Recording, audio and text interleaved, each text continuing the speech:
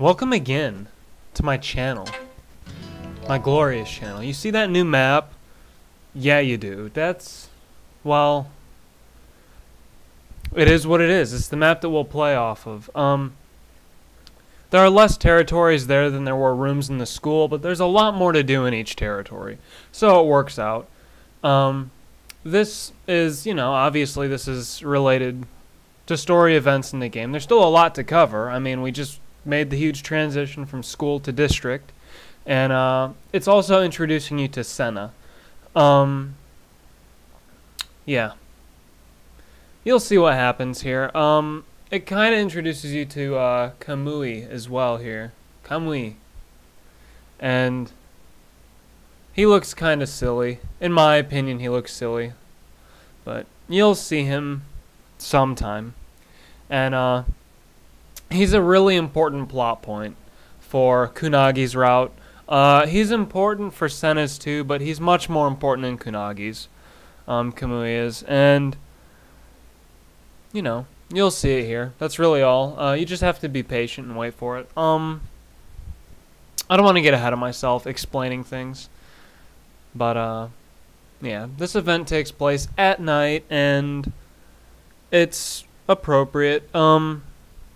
Kamui shows up usually around dark places. I don't know why. There's no real reason for that, but almost every scene where he's interacting with the characters, it's dark out or they're in a dark place.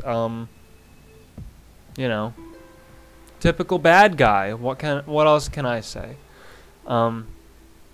Obviously, from the last part, Roga's falling upon, what happened. The two ninjas who were slaughtered. He's coming to that, and he's met with that same girl. They refer to her as a demon in the last scene, but it's a girl, and it's Senna, as I've said, and I told you what her background is as well. That's Kamui and Senna. Kamui is delivering Senna to Roga for various reasons. I mean, I'll talk more about that later on, but he did it to benefit, but he doesn't really benefit from it, especially if you go into Senna's route. Kamui does not benefit at all from delivering her to you. Kamui he is the bad guy of the game, he is the main bad guy, but he doesn't, bother you throughout the game, really. You see him here and there. You never fight him until the end, and he's just always around. You'll be on turn 20, and there'll be a scene of him talking to himself, and it's strange, but that's what he is. Yeah, but this is where you get Senna, you get, the phase where you can start building a relationship with a heroine. All that stuff. And, yeah. But, as far as my thoughts on Kamui, Oh, there's voice acting here.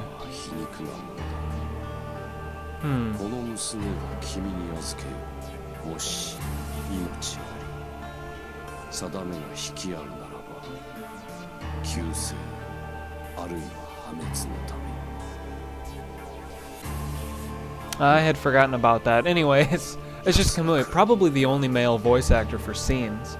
I'll talk over him if he speaks again. You likely don't understand Japanese anyway. But he's talking here about the one with the Zanma blood, and Roga, Kunagi, and Senna are all part of important bloodlines. Well, Go as well. Go is Roga's brother, so they come from the same bloodline. And you don't really find out much about that until the end as well. It's kind of strange. But Kunagi knows about it. Roga is in the dark about a lot of shit because Go knows it. Go knows it, so Roga didn't need to know it, is how I see the game treating it.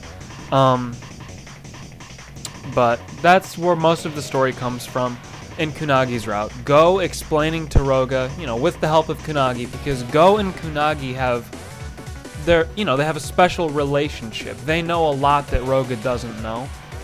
But maybe I'm getting ahead of myself again here. Kamui's gone. He's not around. And Kunagi and Go both know who he is. They weren't present when he met Roga. That's important. And that's really important. And that happens a lot, you know. But that bit about the bloodlines, it's important much later on. In both routes, in both Senna and Kunagi's route, it's not really important until way towards the end. So, you know that. I can explain Senna a little bit as far as her battle capabilities go. She has an auto heal, so she full heals at the end of every turn. Well, maybe that's not right. She's full healed almost every time she goes back into combat. I'm not sure when exactly it takes place, but you never have to pull her out for healing, just for stamina. She has she has 0 evasion when you first get her, I believe, and her evasion never increases significantly. She's a mid-range fighter. So she's different than Kunagi, but they're much the same, you know? Kunagi basically never gets hit because of her high evasion. Senna always full heals because of her ability. So you can deploy them both as frequently as you want. And they'll both be one of your best units. Regardless of which one you recruit, you'll hopefully use them a lot. Well, you know, that's the point, after all.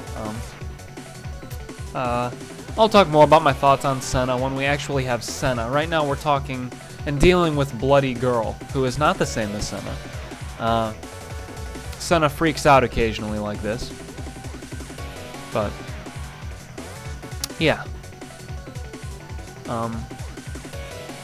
Kind of lost my train of thought there, but Roga handles the situation like a boss and tames Bloody Girl and changes her name to Senna. And it was kind of awkward when this happened for me. My first time playing this, I was like, well, really, guys? You're going to throw Bloody Girl at me and she's going to just join my army? Someone like this is going to be trusted to be around me in my army? I didn't like that very much. But, you know, that is how it is. And, you know, eventually Go and Kunagi show up to help, I believe. Yeah. But, trying to think of what else I should cover before we get started. A lot of the mechanics of this next phase I'll cover when we're going, you know, when I'm doing them, which makes the most sense. Yeah. I really want to talk about how I feel about Senna, but you've not seen her yet, so I don't know. I said that I liked Kunagi, and I do like her character design quite a bit. I like that she has tattoos. Tattoos and piercings are a plus, usually. Usually, you know. I gotta say usually because there are exceptions. Oh boy. Anyway, this is our HQ. This is the main room for the rest of the game that you're in. They cleaned up Akito's room and made it look like this with a really good Windows 98 computer in the back. Of course, when this game was created, that was mostly the norm, I suppose. Yeah. But this is where all of your a lot of your scenes come from here. I mean, both story and H. I mean, I'm trying to. There's a lot of sex that happens in this room, even though it's the most important room in your territory. Right on, but yeah, it's pretty peaceful, I think. Even though we just had that incident with Bloody Girl, I think it's peaceful right now. And coming up here very shortly, it's the every other turn, I think it is, you get to sleep with a heroine, basically, and they all have different bonuses. You start out with Kunagi and Sane. You get Senna in the last chapter of the game. Senna and Kunagi have the same bonus because you have to choose between them, and it just heals Roga. Sane gives you money, basically. The other three heroines I'll cover later on. But they have much better bonuses. The other three heroines have much better bonuses. Oh, damn, they do. But yeah.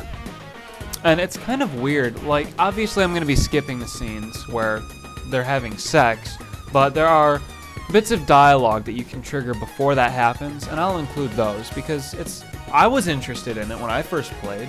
I wanted to know what Kunagi had to say because, you know, the way her personality is, she doesn't seem like she'd be open to that kind of interaction. So I wanted to know how she felt before taking part in it, you know. Senna's not the same way, and Sane is not really either. Actually, I don't care what Sane has to say, ever. Maybe I'm too harsh. But there is Senna, finally. About her character design, I really like the way that she looks here, but in a lot of the H scenes with her, she looks different. And I don't want to use the term derpy, because I hate that term, and I like those words in general, I hate them, but it's really perfect to explain the way she looks in some of her scenes. Yeah, and, you know, I don't know, I just had to say it, but I like the way she looks. She has a cool design. I like how overdressed she is, almost, you know, like, it seems almost cumbersome to wear that much clothing. Well, to me, but I barely wear anything as is. So I wear like shorts and a shirt, you know, a t-shirt. I don't, you know, just, I'm not naked while I record this. But yeah, and well, I was gonna say something more about Senna, but I'll wait. It's tricky. It's tricky. And anyway, they're talking about the Kansai uniform here, and that's what she's wearing, and it's from the NPI, which, you know, again, they're hinting at this, and you don't know what it is. But the NPI is where Senna's from. I covered that. That's what the ninjas were, and things like that. And very interestingly here, they're talking about the leaders of all of the big factions. That's important, but it's hard to remember still. They throw it at you here periodically, but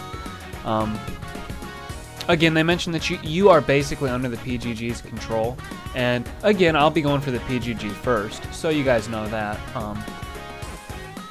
The people who are in the know will know that. I'm not sure what I'll do after that, but yeah.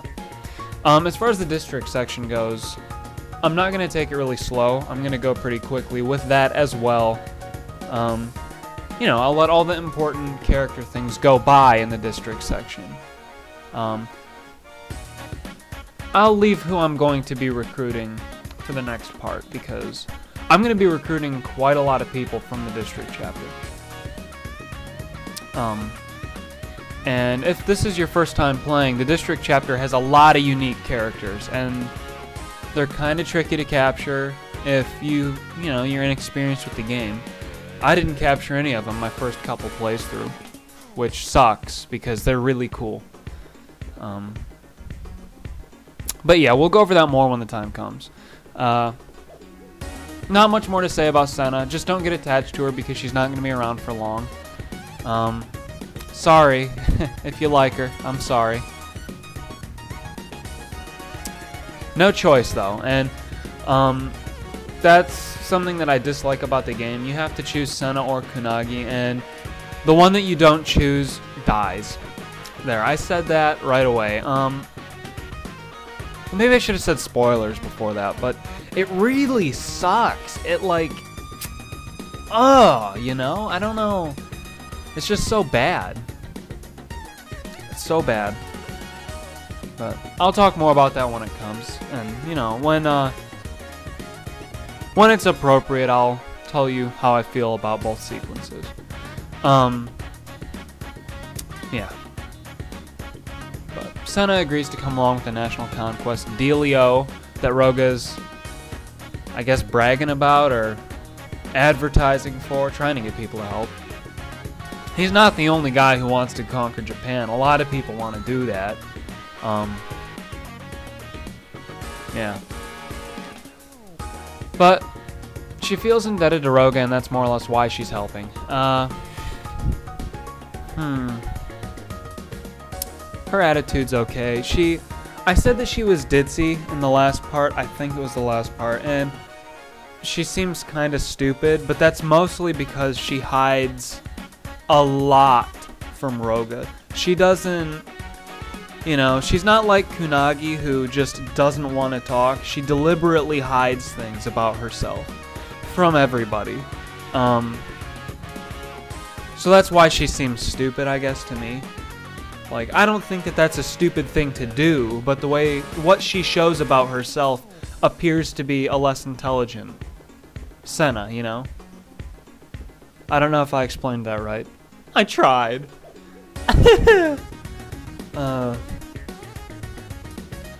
So yeah.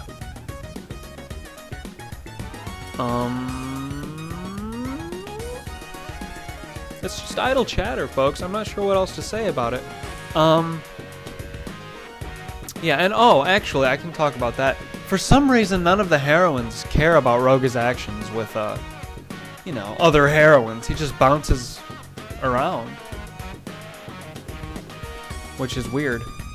That none of them care, you know? I mean, he says, that's kind of how I am. I hope you don't mind. And they don't. But I mean, I don't have a problem with that in a person's character, sleeping around or whatever. It's just kind of, if I was looking for a serious relationship with somebody, I wouldn't like that. So that's how that is. But yeah, the short time that I'll have Senna, she's a great unit. She's an extremely good unit. Yeah, I mean, right now mid-range units are not something you've got a lot of, and later on in the game they are what you will have the most of, I'm sure. But, you know, it's good to have a powerful mid-range unit early on, and that's what Senna is. So yeah, actually, I should apologize because I didn't realize this part was going to be so dialogue heavy. But it is, and has been, and will continue to be. So, yeah. Oh, it's Go-chan! Yay! Huh. He always brings a smile to my face. And he's just now meeting Senna. Oh boy. Go knows a little bit about Senna. I mean, he doesn't know anything about Senna, but he knows about the Priestess of the Seal, which is what she is. Yeah. So, like, right there, he kind of hints at it, and it's stuff you won't pick up until you've played through the game a second time. Go has a history. He knows a lot of the shit in this game, you know. He's played the game before, he knows a lot about it. No, I mean, he was involved in things before Roga was. So, you know, that comes out over time, though. Over time, you'll learn all about that. And, you know, like this dialogue here about Roga and his bloodlust for that guy that he saw. Again, not really a big deal until way later on. And they don't poke on it enough throughout the game for you to recollect. You know, you're not like, oh yeah, I remember back about 10 hours ago or whatever when I was playing the game. You know, 10 gameplay hours and 2 weeks ago, when I happened to experience that tutorial, that bit about Roga, you know, that's how I ended up playing it. I didn't remember this at all. Maybe that's because I'm a bad reader? No, I don't know. I'm a bad something, though. God damn, I just want to fight, you know? I was like, oh boy, tutorial phase is done. District chapter, here we go. I'm gonna pump out the vids. Love this section of the game. This is my shit. Here we go, boys, girls. This is what I live for, and this is what I get. A 20-minute dialogue. That's my own fault. I know better. However, they're describing B-stones here, so I may as well explain them too. Like I said, it's the currency. You start out with 0, and Roga falls into despair because you lose if you have 0 money. Don't ever go below 0 money in the game. It's a game over. Oh my god. I told my friend to do it. He was like, hey, can I get some advice from you? And I'm like, yeah, sure. Here you go, bro. And I told him what to do. He went into the red. Game over. My fault for giving him a game over because I had never gone into negative money before. And, well, you go into negative money because you pay your units, you know, they get paid for doing the stupid bullshit that you tell them to do. So, naturally, there's an issue when you can't pay everybody. I'll see you in the next part.